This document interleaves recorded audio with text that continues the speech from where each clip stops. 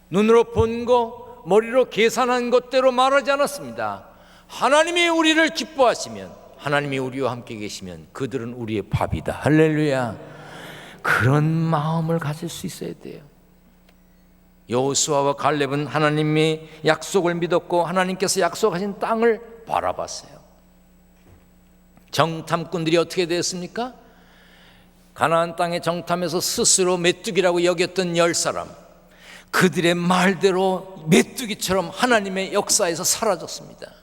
메뚜기처럼 광야에 묻히고 말았어요. 가나안 땅에 들어가지 못했습니다. 그러나 하나님을 신뢰했던 여호수아와 갈렙은 이스라엘을 이끌어 가시는 하나님의 역사의 중심에 서 있었습니다. 물론 무턱대고 아무 준비 없이 땀 흘림 없이 목적을 이룰 수 있다고 생각한다면 공상입니다. 하지만 준비하고 준비가 되어 있고 확신에 찬 신념이 있고 그 일을 해야 할 명분이 있고 하나님 편에 서 있고 하나님이 내 편이심을 믿는다면 어떤 것도 맞닥뜨릴 용기를 가질 수 있어야 됩니다. 계산대로, 눈에 보인 대로, 귀에 들린 대로가 아니라 사명을 앞세워야 합니다. 하나님은 이스라엘 백성들에게 수많은 기적을 경험하게 하시며 그 비전을 명확하게 해주셨습니다. 우리는 하나님의 약속을 믿는 믿음의 사람들입니다. 그러므로 우리는 믿음의 소리를 듣고 믿음을 말해야 됩니다. 믿음으로 보아야 합니다. 이거 보세요. 이스라엘 사람들과 다윗 똑같이 골리앗을 봤습니다. 그런데 이스라엘 사람들은 무서워서 벌벌 떨었어요. 그런데 다윗은 무시했습니다. 무시했어요. 너 뭐 창 들고 오냐? 단창으로 와? 와! 나는 만군의 여호와의 이름으로 나간다. 할렐루야. 우리 눈에 우리의 믿음이 떨어질 만한 것들이 보입니다. 우리 귀에 믿음 떨어지게 하는 소리가 들립니다. 끝없이 들려. 세상에서 들리고 뉴스에서 들리고 끝없이 들려. 그런데 여러분 무시하세요. 무시하세요. 오늘 본문에 보면 골리앗은 다윗에게 무시무시한 얘기를 했어요. 제가 이렇게 무시무시한 얘기, 이런 얘기를 하면 요즘의 말과 맞질 않는다네. 연세 드신 분들요, 요즘 젊은이들이 하는 말을 배워야 돼요. 저도 그래서 살기가 어려워요. 무시무시하다 그러는 게 아니래요. 요즘은 어마무시하다 그래야 되는데. 골리앗이 다윗에게 어마무시한 얘기를 했습니다. 내게로 오라. 내가 네 살을 공중의 새들과 들짐승들에게 주리라. 내가 네 살을 새에게도 주고 들짐승에게도 주겠다는 말은 뭐예요? 갈기갈기 찢어 죽이겠다는 얘기예요. 무서운 말입니다. 잔인한 말이지요. 그러나 다윗은 두려워하지 않았습니다. 하나님을 의지하는 믿음을 붙잡았습니다. 다윗은 골리앗이 하는 말 들은 것이 아니라 하나님이 함께 계실 것을 믿었습니다. 이미 싸움 전에 다윗은 마음으로 이겼어. 그리고 만군의 여호와의 이름으로 골리앗을 상대해서 이겼습니다. 영국의 옥스퍼드 대학의 신경과학자 알렉산더 플러그하우스는 거절에 대한 두려움이 실제 거절당하는 것보다 더 두렵다고 발표했습니다. 실제로 겪게 되는 두려움보다 마음에 갖는 두려움이 더 크다는 거예요. 한 번도 가보지 않은 길을 가야 할 때, 중요한 선택의 기로에 서 있을 때, 갑작스럽게 엄청난 일을 만났을 때 두려움에 사로잡혀 헤매는 경우가 있습니다. 그러나 지나치게 두려워하는 것은 여러 가지 복잡한 상황을 만듭니다. 그래서 하나님께서 우리에게 명령하시며 약속하셨어요. 한번 따라하겠습니다. 두려워하지 말라. 더 크게 합니다. 두려워하지 말라. 내가 너와 함께 함이라. 아멘. 우리는 두려움보다 크신 하나님을 신뢰해야 합니다. 우리는 헤어질 때 승리하세요 라고 인사합니다. 아직도 그 인사가 어색하신 분들 계시죠? 괜찮습니다. 어느 날 입에 붙게 될 겁니다. 승리하세요. 우리 인생은 전투와 같습니다. 영적으로 육적으로 치열하게 싸웁니다. 그 전투에서 이기는 첫 번째 단계가 두려움을 이기는 겁니다. 믿음은 상황과 환경을 넘어 그 넘어 계시는 하나님을 보는 거예요. 아이는요, 두려움을 느끼면 부모에게 달려갑니다. 무서운 것이 그대로 있어도 부모 품에 안겨 있으면 더 이상 두렵지 않은 거예요. 이처럼 두려움을 주는 존재보다 더 강한 존재와 내가 친밀해지면, 그분의 품에 안기면 두려움은 해결되는 겁니다. 세상에 살면서 우리는 수시로 두려운 일을 만납니다. 두려운 상황을 마주합니다. 그때마다 우리가 두려움과 싸우면 안 돼. 두려움보다 더 크신 하나님과 연합해야 합니다. 하나님의 품에 들어가야 됩니다. 아이가 부모 품에 달려 들어가듯이 하나님 품에 안기고 하나님의 날개 아래 머물러야 합니다. 찬송가 가지고 계시죠? 419장 다 펴세요. 찬송가 419장 펴요. 거기다가 줄을 띄우든지 접든지 포스트잇을 붙이든지 붙여요. 표시에. 그 찬송가를 곡을 모르면 나중에 읽기라도 해요. 우리 한번 불러보겠습니다. 419장.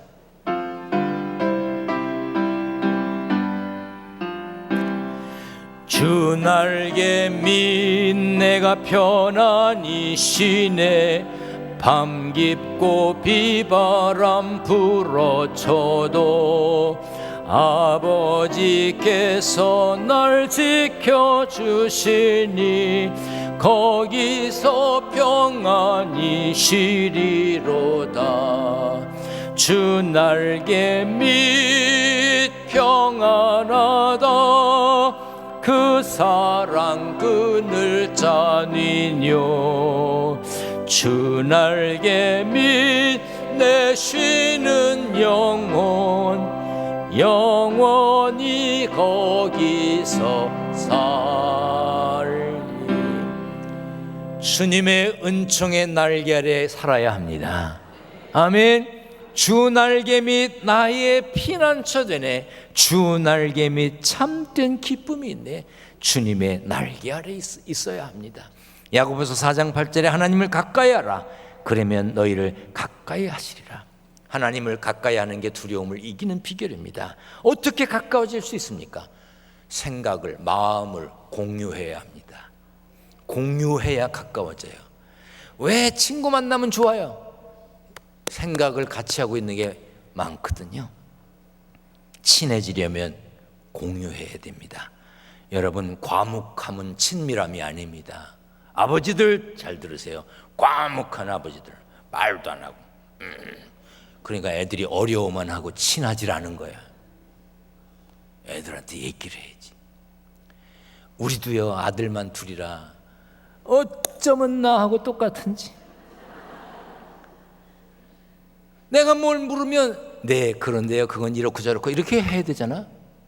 네 끝. 아니요 끝. 야, 그러면 나는 가만히 있어요. 집요해. 또 물어. 나중에 됐어요. 그래도 물어. 그래야 돼요. 수다스러움은 친하다는 뜻입니다. 웃고 떠들면 친해집니다. 많은 시간을 함께 보내면 친해집니다. 여러분, 기도하는 시간이 아깝습니까? 하나님과 친해지는 시간인 걸 믿으시길 바랍니다. 하나님께 말씀드려. 들으시든지 안 들으시든지 하나님 이런 일이 있었어요, 저런 일이 있었어요, 알려드려. 또 도움도 구해. 하나님 이렇게 해주세요, 저렇게 해주세요. 그 친밀함이 두려움을 극복하게 해줍니다. 잘 들으세요. 적어도 좋아요. 이 말은 잊어버리지 마세요.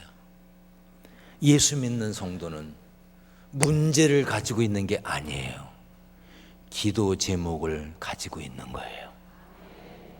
예수 믿는 사람에게는 문제가 생기는 게 아니라 기도 제목이 생기는 거예요. 아, 문제가 생겼어요? 아니에요. 기도할 게 생겼어요. 그렇게 말하세요. 우리의 사정을 아뢰는 것은 우리에겐 그것을 이길 힘이 되고 하나님의 능력과 영광을 드러내는 시간이 됩니다. 요한일서 4장에 사랑 안에는 두려움이 없고 온전한 사랑이 두려움을 내쫓는다고 했습니다. 이스라엘 사람들도 골리앗을 만났고 다윗도 골리앗을 만났습니다. 이스라엘 사람은 골리앗을 무서워했어요. 다윗은 골리앗보다 더 크신 하나님을 의지했어요. 아멘.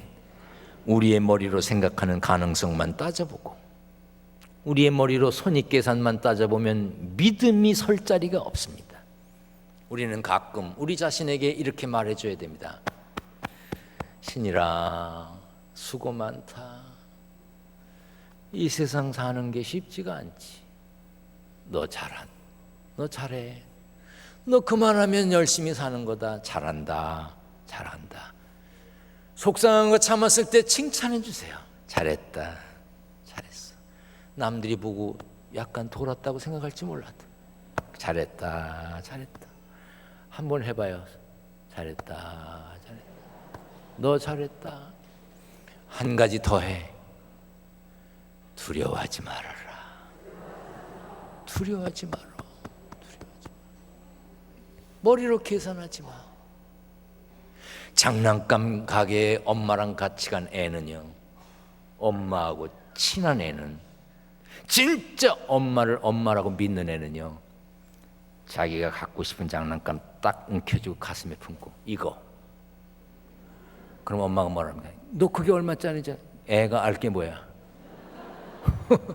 계산은 엄마가 하는 거지. 엄마가 뺏으려고 그러면 어떻게 해요? 갖고 치는 거야. 돈은 누가 내? 엄마가 내 거야. 그런데 애가 가갖고 가격 표시 보고 요게 세일인가 안 세일인가 보는 거, 그건 엄마하고 자식 관계가 아니에요. 하나님 앞에 계산하는 죄를 짓지 말라고 웃지 못할 간조라는 사람이 얘기했어요.